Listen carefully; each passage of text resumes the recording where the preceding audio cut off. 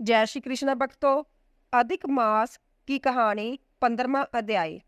श्री नारायण जी बोले, हे नारद, तब सुदेव ब्राह्मण गदगद वाणी द्वारा भक्त बत्सल भगवान कृष्ण की प्रार्थना करने लगे।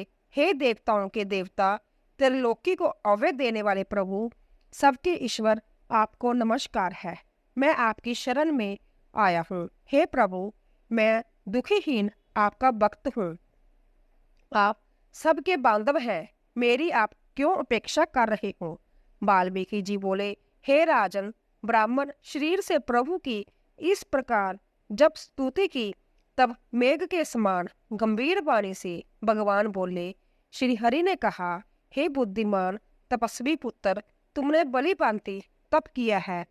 तुम जो मुझसे चाहते हो वह कहो, मैं तुम्हारे तप से प्रसन्न हूँ। सुदेव बोला, हे दीनबंधु, दया निदान, मुझे सुपुत्र दो।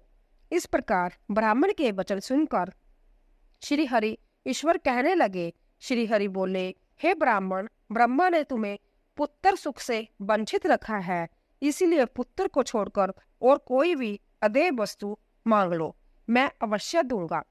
बिजली गिरने के समान श्री हरि के वचन सुनकर कटे जड़ वाले पेड़ की तरह ब्राह्मण गिर पड़ा।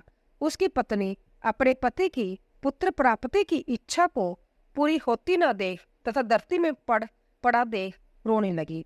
बड़ी कठिनाई से धैर्य दान कर अपने गिरे हुए पति से बोली, हे नाथ, उठिए, क्या मेरा वचन भूल गए? विधाता ने जो भाग्य में सुख दुख लिख दिया, अपने कर्मों के अनुसार उसे मनुष्य भोगता है। हे ब्राह्मण देव, इन सब का विश्वास छोड़कर उठिए, श्री हरि से संबंध छोड़कर देव का आश्रय लीजिए।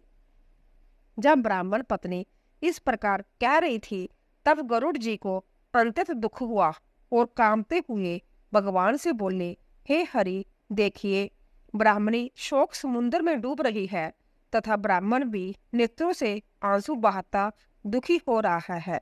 हे दीनबंधु, दया के समुद्र, आज आपकी वह दया कहाँ गई जो कि भक्तों पर रहती थी? आपके सेवा का फल प्राप्त होने में प्रसिद्धि है। अंतया इस ब्राह्मण की पुत्र कामना पूर्ण दे दे, वह अंकुश देने में क्यों दुखी है? हे प्रभु, इस प्रकार तो आज से कोई आपके चरणों की सेवा नहीं करेगा। अगर इसे पुत्र ना दिया तो आपकी महिमा नष्ट हो जाएगी, इसीलिए इसे एक पुत्र अवश्य दीजिए।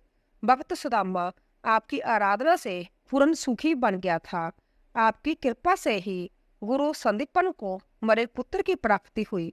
यह पति पत्नी पुत्र की इच्छा से आपकी शरण आए हुए हैं। गरुड़ के वचन सुनकर नारायण बोले, हे पक्षियों में श्रेष्ठ, तुम ही इन्हें एक पुत्र शीघ्र दे दो।